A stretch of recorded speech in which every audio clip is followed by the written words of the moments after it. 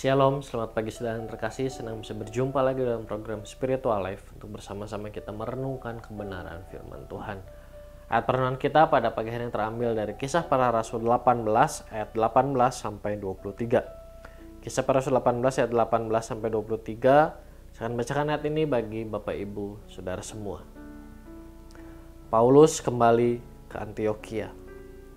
Paulus tinggal beberapa hari lagi di Korintus. Lalu ia minta diri kepada saudara-saudara di situ dan berlayar ke Syria. Sesudah ia mencukur rambutnya di Kengkrea karena ia telah bernazar. Priscilla dan Aquila menyertai dia. Lalu sampailah mereka di Efesus. Paulus meninggalkan Priscilla dan Aquila di situ. Ia sendiri masuk ke rumah ibadat dan berbicara dengan orang-orang Yahudi. Mereka meminta kepadanya untuk tinggal lebih lama di situ. Tapi ia tidak mengabulkannya. Ia meminta diri dan berkata, "Aku akan kembali kepadamu jika Allah menghendakinya." Lalu bertolaklah ia dari Efesus. Ia sampai di Kaisarea dan setelah naik ke darat dan memberi salam kepada jemaat, ia berangkat ke Antiokhia. Setelah beberapa hari lamanya ia tinggal di situ, ia berangkat pula lalu menjelajahi seluruh tanah Galatia dan Frigia untuk meneguhkan hati semua murid. Saudara, renungan hari ini menceritakan mengenai perjalanan pelayanan Paulus yang kembali ke Antiokhia. Sebelum kembali ke Antiokhia, Paulus berlayar ke beberapa daerah seperti ke Syria, Efesus, Kaisarea, dan seterusnya. Saat Paulus tiba di Efesus, orang-orang di sana meminta agar Paulus dapat tinggal lebih lama di sana. Namun, Paulus menolak permintaan mereka dengan mengatakan bahwa ia akan kembali jika Allah menghendakinya. Saudara, melalui jawaban Paulus ini kita melihat bahwa Paulus betul-betul menyadari bahwa kehidupannya tergantung penuh kepada kehendak Allah. Paulus menyadari bahwa dirinya tidak dapat melakukan apa-apa dan bukan siapa-siapa tanpa Allah. Semua yang terjadi di dalam kehidupannya merupakan rancangan Allah bagi hidupnya. Saudara, melalui kisah Paulus ini kita pun harus memiliki sikap yang sama seperti Paulus.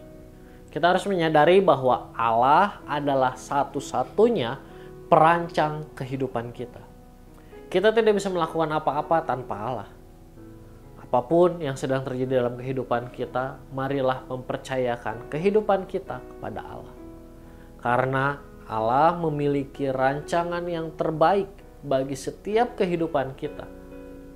Karena itu, marilah bergantung penuh kepada kehendak Allah. Saudara, marilah kita mengambil waktu sejenak untuk merenungkan firman Tuhan yang baru saja kita dengar.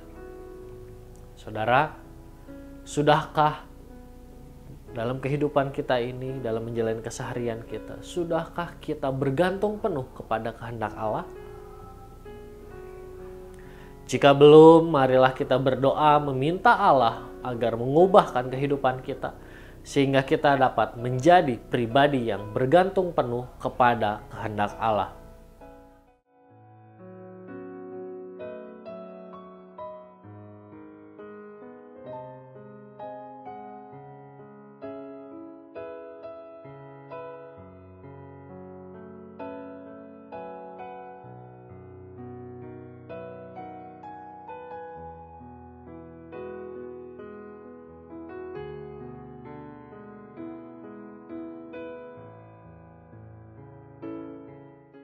Mari kita akan tutup firman Tuhan pagi hari ini di dalam doa. Mari kita berdoa. Tuhan, terima kasih buat firman Tuhan yang kembali datang kepada setiap kami pagi hari ini. Firman Tuhan pagi hari ini mengajarkan kepada setiap kami untuk kami memiliki sikap yang bergantung penuh kepada Engkau Tuhan. Karena tanpa Engkau, kami bukan siapa-siapa Tuhan. Engkau adalah perancang di dalam seluruh kehidupan kami Tuhan. Ampuni kami Tuhan kalau selama ini kami masih belum melakukan hal tersebut dalam kehidupan ini. Dan kami minta biar Tuhan menolong kami, memampukan kami untuk mulai saat ini kami dapat benar-benar bergantung penuh kepada kehendak-Mu Tuhan. Terima kasih Tuhan Yesus, kami berdoa menyerahkan juga seluruh aktivitas kami hari ini hanya ke dalam tangan-Mu. Hanya di dalam nama-Mu kami berdoa dan mengucap syukur. Haleluya. Amin. Selamat pagi, selamat beraktivitas. Tuhan Yesus memberkati.